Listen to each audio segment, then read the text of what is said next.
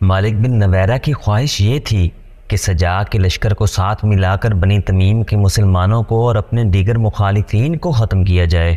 مورخ لکھتے ہیں کہ سجا مالک بن نویرہ کے مردانہ حسن و جلال سے متاثر ہو گئی تھی۔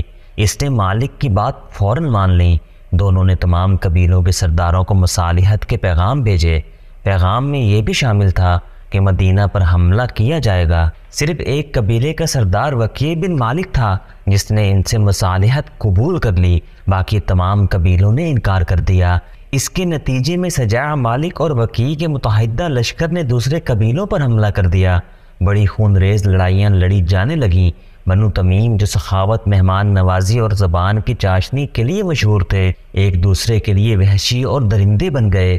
بستیاں اجڑ گئیں، خون بہہ گیا، لاشیں بکھر گئیں۔ لیلا کو اپنے دروازے پر عورتوں کی آہو بکا سنائی دی۔ کچھ عورتیں بیان کر رہی تھیں، کیا میں بیوہ ہو گئی ہوں؟ لیلا ننگے پاؤں باہر کو دوڑی۔ وہ کہہ رہی تھی، مالک بن نویرہ کی لاش لائے ہیں۔ اس نے دروازہ کھولا تو باہر 10-12 عورتیں کھڑی بیان کر رہی تھیں۔ لیلا کو دیکھ کر ان کی آہزاری اور زیادہ بلند ہو گئی۔ 3 عورتوں نے اپنے بازوؤں پر ننھے بچوں کی لاشیں اٹھا رکھی تھیں۔ لاشوں پر جو کپڑے تھے وہ خون سے لال تھے۔ لیلا، کیا تو عورت ہے؟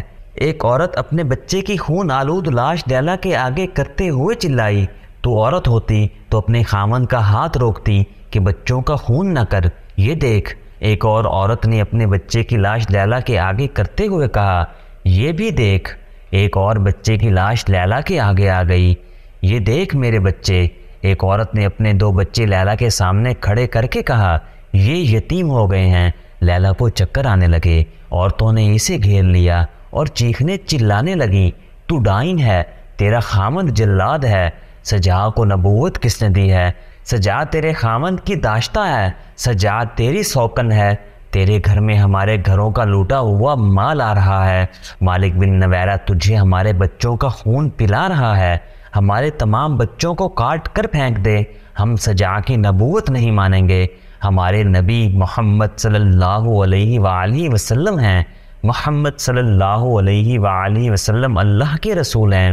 بستی کے لوگ اکٹھے ہو گئے، ان میں عورتیں زیادہ تھیں۔ لیلا نے اپنا حسین چہرہ اپنے ہاتھوں میں چھپا لیا، اس کا جسم ڈولنے لگا۔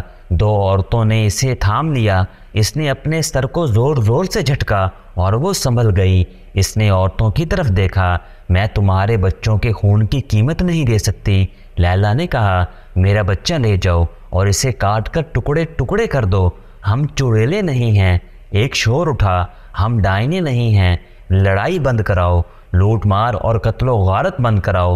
تمہارا خامند وکیع بن مالک اور سجا کے ساتھ مل کر لوٹ مار کر رہا ہے، لڑائی بند ہو جائے گی۔ لیلا نے کہا، بچوں کی لاشیں اندر لے آؤ۔ مائیں اپنے بچوں کی لاشیں اندر لے گئی۔ لیلا نے تینوں لاشیں اس پلنگ پر رکھ دیں جس پر وہ اور مالک بن نویرہ سویا کرتے تھے۔ مالک بن نویرہ لیلا کا پجاری تھا، اس پر لیلا کا حسن جادو کی طرح سوار تھا۔ اس زمانے میں سردار اپنی بیویوں کو لڑائیوں میں اپنے ساتھ رکھتے تھے، لیکن یہ لڑائی اس قسم کی تھی کہ مالک لیلا کو اپنے ساتھ نہیں رکھ سکتا تھا۔ لیلا سے وہ زیادہ دیر تک دور بھی نہیں رہ سکتا تھا۔ اگر کہیں قریب ہوتا تو رات کو لیلا کے پاس آ جایا کرتا تھا۔ وہ اس رات آ گیا۔ کیا اس پلنگ پر کوئی سویا ہوا ہے؟ مالک بن نویرہ نے پوچھا۔ نہیں، لیلا نے کہا، تمہارے لیے ایک تحفہ ڈھانپ کر رکھا ہوا ہے۔ 3 پھول ہیں لیکن مرجھا گئے ہیں۔ مالک نے لپک کر چادر ہٹائی اور یوں پیچھے ہٹ گیا جیسے پلنگ پہ سانپ کنڈلی مارے بیٹھا ہو۔ اس نے لیلا کی طرف دیکھا۔ خون پینے والے درندے کے لیے اس سے اچھا تحفہ اور کوئی نہیں ہو سکتا۔ لیلا نے کہا اور اسے سنایا کہ ان کے مائیں کس طرح آئی تھیں اور کیا کچھ کہہ گئی ہیں۔ اس نے اپنا دودھ پیتا بچہ مالک کے آگے کر کے کہا، جا لے جا اسے اور اس کا بھی خون پی لے۔ لیلا نے کہا، کیا تو وہ مالک بن نویرہ ہے جسے لوگ ہنسمکھ کہتے تھے؟ کیا یہ ہے تیری سخاوت اور شجاعت کہ تو ایک عورت کے جال میں آ کر لوٹ مار کرتا پھر رہا ہے؟ اگر تو بہادر ہے تو مدینہ پر چڑھائی کر، یہاں نہتے مسلمانوں کو قتل کرتا پھر رہا ہے۔ مالک بن نویرہ معمولی آدمی نہیں تھا، اس کی شخصیت میں انفرادیت تھی جو دوسروں پر تاثر پیدا کرتی تھی۔ اس نے طعنے کبھی نہیں سنے تھے، اس کا سر کبھی جھکا نہیں تھا۔ کیا یہ ہے تیرا غرور؟ لیلا نے اسے خاموش کھڑا دیکھ کر کہا، کیا تو ان معصوم بچوں کی لاشوں پر تکبر کرے گا؟ ایک عورت کی خاطر؟ ایک عورت نے تیرا غرور اور تکبر توڑ کر تجھے قاتل اور ڈاکو بنا دیا ہے۔ میں اپنے بچے کو تیرے پاس چھوڑ کر جا رہی ہوں، پیچھے سے ایک تیر میری پیٹھ میں اتار دینا۔ لیلا، مالک بن نویرہ گرج کر بولا، مگر بجھ کے رہ گیا اور مجرم سی آواز میں کہنے لگا، میں کسی عورت کے جال میں نہیں آیا۔ جھوٹ نہ بول مالک، لیلا نے کہا، میں جا رہی ہوں، سجا کو لے آ یہاں۔ یہ یاد رکھ لے، تیری سرداری، تیری خوبصورتی، تیری شاعری اور تیری خون خواری تجھے ان مرے ہوئے بچوں کی ماؤں کی آہوں اور فریادوں سے بچا نہیں سکے گی۔ یہ تو صرف 3 لاشیں ہیں، بستیوں کو لوٹتے معلوم نہیں کتنے بچے تیرے گھوڑوں کے قدموں تلے کچلے گئے ہوں گے۔ تو سزا سے نہیں بچ سکے گا، تیرا بھی خون بہے گا اور میں کسی اور کی بیوی ہوں گی۔ مالک بن نویرہ نے یوں چونک کر لیلا کی طرف دیکھا جیسے اس نے اس کی پیٹھ میں خنجر گھونپ دیا ہو۔ آہستہ آہستہ چلتا باہر نکل گیا۔ مالک رات بھر واپس نہ آیا۔ صبح طلوع ہوئی۔ بتا جو بارونق بستی تھی ایک ایسے مریض کی طرح دکھائی دے رہی تھی جو کبھی خوبرو جوان ہوا کرتا تھا، اب اس کا چہرہ بے نور اور آنکھوں میں موت کا خوف رچا ہوا تھا۔ بتا کی عورتوں کے چہروں پر مردنی چھائی ہوئی تھی۔ یہ اس مار دھاڑ کا نتیجہ تھا جو بنو تمیم میں ہو رہی تھی۔ سورج کی پہلی کرنیں آئیں تو بتا کی گلیوں میں ڈری ڈری سی داخل ہوئیں۔ اس وقت سورج کچھ اور اوپر اٹھ آیا تھا جب بتا میں ہڑ بھونگ مچ گئی۔ بعض عورتیں بچوں کو اٹھا کر گھروں کو دوڑ گئیں اور اندر سے دروازے بند کر لیے۔ کچھ عورتیں اپنی جوان بیٹیوں کو ساتھ لیے بستی سے نکل گئیں۔ وہ کہیں چھپ جانے کو جا رہی تھیں۔ بوڑھے آدمی کمانے اور ترکش اٹھائے چھتوں پر چڑھ گئے۔ بوڑھوں کے علاوہ جو آدمی بستی میں تھے انہوں نے برچھیاں اور تلواریں نکال لیں۔ کسی نے بڑی بلند آواز سے کہہ دیا تھا کہ دشمن کا لشکر آ رہا ہے۔ دور زمین سے جو گرد اٹھ رہی تھی وہ کسی لشکر کی ہی ہو سکتی تھی۔ بطاح میں جوان آدمی کم رہ گئے تھے، سب مالک بن نویرہ کے ساتھ دوسرے قبیلوں کی لڑائی میں چلے گئے تھے۔ بطاح میں جو رہ گئے تھے ان پر خوف و ہراس طاری ہو گیا تھا۔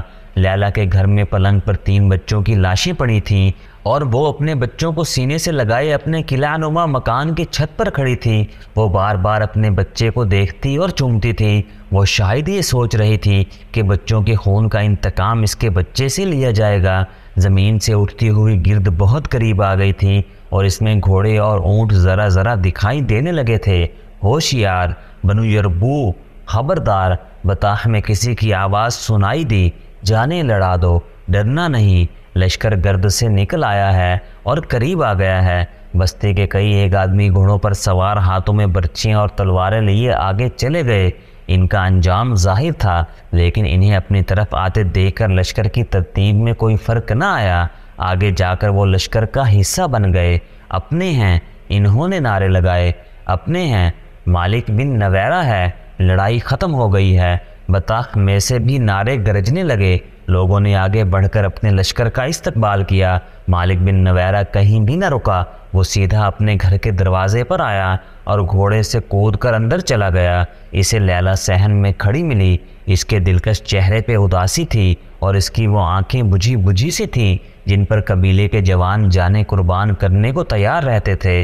میں نے تیرا حکم مانا ہے لیلا، لڑائی ختم کر دی ہے، ہم ایک دوسرے کے قیدی واپس کر دیں گے۔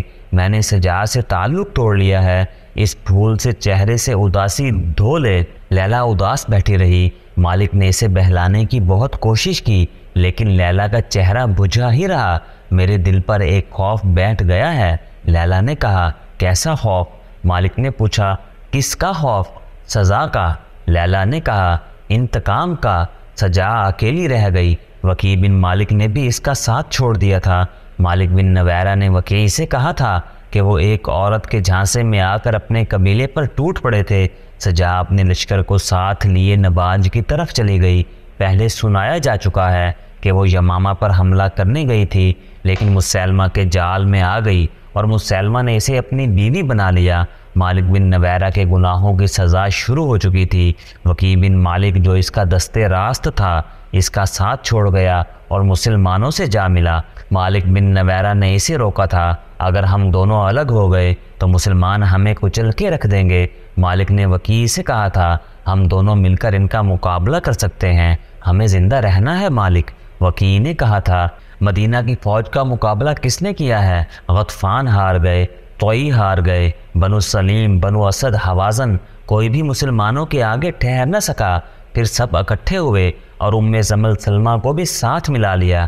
کیا تم نہیں جانتے مالک، الولید کے بیٹے خالد نے انہیں کس طرح بگا دیا ہے؟ سلمہ قتل کر دی گئی ہے۔ مسلمان ہمیں مسلمانوں کا خون معاف نہیں کریں گے۔ تمام قبیلوں کو شکست دینے والا خالد واپس نہیں چلا گیا، وہ بزاخہ میں ہے۔ دوسری طرف مسلمانوں کا مانا ہوا سپہ سالار اسامہ ہے۔ ان دونوں میں سے کوئی بھی کسی بھی وقت یہاں کا رخ کر سکتا ہے۔ ان سے خون معاف کرانے کا ایک ہی طریقہ ہے کہ میں ان کی اطاعت قبول کر کے انہیں اپنے قبیلے کی زکوٰۃ اور محصول ادا کرتا رہوں۔ مالک بن نویرہ کوئی فیصلہ نہیں کر سکا۔ خالد بن ولید رضی اللہ عنہ تک اطلاع پہنچ چکی تھی کہ مالک بن نویرہ کو رسول اللہ صلی اللہ علیہ وآلہ وسلم نے امیر مقرر کیا تھا، مگر اس نے زکوٰۃ وغیرہ وصول کر کے مدینہ نہ بھیجی اور لوگوں کو واپس کر دی ہے۔ جاسوسوں نے خالد رضی اللہ عنہ کو مالک کا ایک شعر بھی سنایا۔ اس نے رسول کریم صلی اللہ علیہ وآلہ وسلم کے وصال کے بعد اپنے قبیلے سے کہا تھا، اپنے مال کو اپنے پاس رکھو اور مت ڈرو کہ نہ جانے کیا ہو جائے۔ اگر اسلامی حکومت کی طرف سے ہم پر کوئی مصیبت آئے گی تو ہم کہیں گے کہ ہم نے محمد صلی اللہ علیہ وآلہ وسلم کے دین کو قبول کیا تھا، ابو بکر رضی اللہ عنہ کے دین کو نہیں۔ مالک بن نویرہ نے سجاع کے ساتھ مل کر مسلمانوں کا جو قتل عام کیا تھا، اس کی بھی اطلاع خالد رضی اللہ عنہ کو مل گئی تھی۔ خالد رضی اللہ عنہ نے اپنے دستوں کو بطاح کی طرف تیز کوچ کا حکم دیا۔ ان کے دستوں میں انصار مدینہ بھی تھے۔ انہوں نے بطاح کی طرف پیش قدمی کی مخالفت کی۔